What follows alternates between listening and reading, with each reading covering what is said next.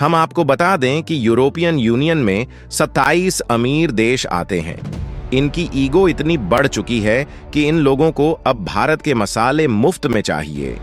भारत ने हाल ही के कुछ सालों में जब से आर्थिक तरक्की करनी शुरू की है, तब से इन देशों की नजर भारत पर टिकी हुई है, जहां भारत की कंपनियां इनके सीधे निशाने पर हैं और भारत के जो प्रोडक्ट हैं उन पर एक्स्ट्रा ड्यूटी लगाई जाती है।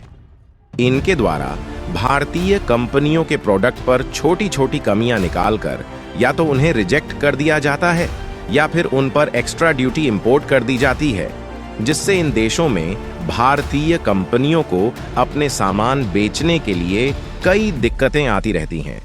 इन सब हरकतों के पीछे इन देशों का एक ही मकसद है कि इनको भारत अपने गरम मसाले बिल्कुल कम कीमत पर एक्सपोर्ट करें। जब पहली बार वास्को डी गामा भारत आए, तब वह जाते वक्त अपने साथ भारत से गरम मसाले लेकर गए थे।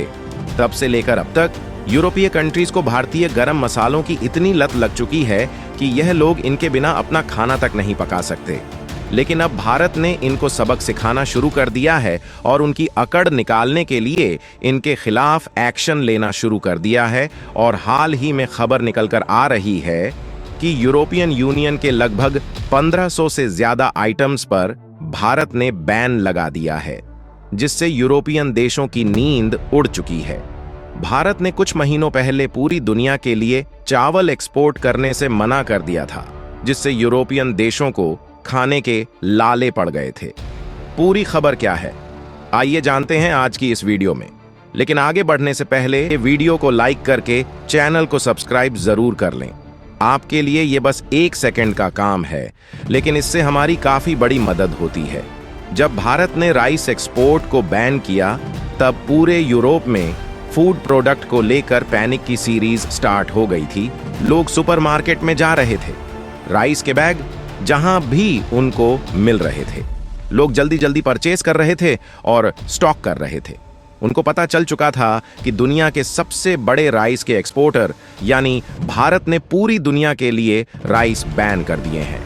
अब यूरोप में वही स्थिति फिर से मसालों को लेकर होने वाली है, क्योंकि भारत ने अब मसालों को यूरोपियन देशों के लिए बैन कर दिया है। इसका मतलब यह है कि यूरोप में आने वाले समय में मसालों और अन्य प्रोडक्ट के दाम बढ़ने वाले हैं। इसलिए यूरोपियन कंट्रीज में मसालों की होल्डिंग शुरू हो चुकी है। यूरोपियन यूनियन भारत के साथ माइंड गेम खेली रही थी कि अगर भारत के मसालों में किसी प्रकार की कमी निकाल दी जाती है तो भारत उनको मसाले सस्ती कीमत पर एक्सपोर्ट करेगा। यूरोपीय संघ के खाद्य सुरक्षा अधिकारियों ने कहा है, भारतीय खाद्य पदार्थों में कैंसर पैदा करने वाले केमिकल पाए हैं। लेकिन भारत इनका यह खेल बहुत पहले ही समझ चुका था, इसलिए भारत ने मसालों को यूरोप में एक्सपोर्ट करना कंप्लीट बंद कर दिया है। अब यह सुनकर लगता है यूरोपियन देशों के होश ठिकाने आने वाले हैं, क्योंकि दुनिया में इंडिया से बड़ा मसालों का एक्सपोर्टर कोई नहीं है। इंडिया के सामने मसालों के एक्सपोर्ट में कोई भी देश खड़ा नहीं होता। और इंटरेस्टिंग बात यह है कि पिछले कुछ सालों में तो हमने यह भी देखा कि जब चाइना में मसालों की इतनी कमी हो गई थी कि इन लोगों को भी इंडिया के मसाले परचेज करने पड़े थे। चाहे जापान हो, साउथ कोरिया या आसियान ग्रुप के देश, यहाँ पर इंडियन मसालों की डिमांड लगातार बढ़ रही है। ज्यादातर जो यह आसियान ग्रुप के देश मसाले उगाते हैं, इनके यहाँ मसाले काफी कम मात्रा में होते हैं। इनके कॉम्पिटिटिव इंडियन मसाले एक बहुत ही अलग और यूनिक फ्लेवर ऑफर करते हैं। तो इंडियन मसालों की डिमांड पूरे वर्ल्ड में है। यूरोपियन यूनियन ने तो भारत के सिर्फ 527 फूड आइटम्स को रिजेक्ट किया था, लेकिन भारत ने यूरोपीय यूनियन के करीबन 1500 से ज्यादा फूड आइटम्स पर बैन लगा दिया है। बिजनेस स्टैंडर्ड के इस आर्टिकल में आप देख सकते हैं, जहां लिखा हुआ है कि India ban from cheese to whisky, India returns 1500 imported foods amid woes वापस लौटा दिए हैं। मतलब कि अब वह भारत में नहीं बेचे जा सकते और इससे यूरोपियन कंपनी को इतना भयंकर नुकसान हुआ है कि आप सोच नहीं सकते। इतना ही नहीं, सबसे खास बात यह है कि जिन 1500 आइटम्स पर भारत ने बैन लगाया है, इनमें से करीबन 550 आइटम्स पिछले कुछ महीनों में रिजेक्ट किए गए हैं। और यकीन मानिए दोस्तों, यह एक बहुत बड़ा आंकड़ा है, क्योंकि यूरोपियन फूड कंपनीज के लिए भारत एक बहुत बड़ी मार्केट है, क्योंकि चीन में इनकी एंट्री नहीं होती है। ऐसे में भारत इनके लिए बहुत ज्यादा महत्वपूर्ण देश है। लेकिन भारतीय सरकार ने जिस प्रकार से एक्शन लिया है, इनके खिलाफ इनका भारत में रहना दुर्भिक्ष हो चुका है और इसीलिए यूरोपियन यूनियन में यह मांग उठ रही है। भारत सरकार ने फूड आइटम पर जो भी बैन लगाया है, यह बैन जल्द से जल्द हटने चाहिए, वरना हमारी तो लंका लग जाएगी। भारत का इसमें कहना है कि इन आइटम्स में इंटरनेशनल स्टैंडर्ड के हिसाब से पेस्टिसाइड कंटेनर से ज्यादा पाया जा रहा है, इसीलिए हम आपके आइटम्स पर बैन लगा रहे हैं। और भारत ने ऐसा करके यह भी संदेश दे दिया है कि पहले आप अपना रवैया सुधारी, भारतीय कंपनियों और प्रोडक्ट्स के लिए जो आपका भेदभाव है उसे आप ठीक कीजिए, वरना यह तो अभी शुरुआत है। आने वाले समय में यह और खतरनाक होता जाएगा और यूरोपियन कंपनी ज्यादा दिन इसे झेल नहीं पाएंगी। भारत भले ही फूड प्रोडक्ट का इंपोर्ट करता है, लेकिन इसके साथ साथ भारत में प्रोड्यूस किए जा रहे फूड प्रोडक्ट का एक्सपोर्ट एशिया के चीन, बांग्लादेश, यूएई और ईरान जैसे देशों के साथ साथ यूरोप के नीदरलैंड, स्पेन, इटली और यूके जैसे देशों में भारी भरकम मात्रा में किया जाता है।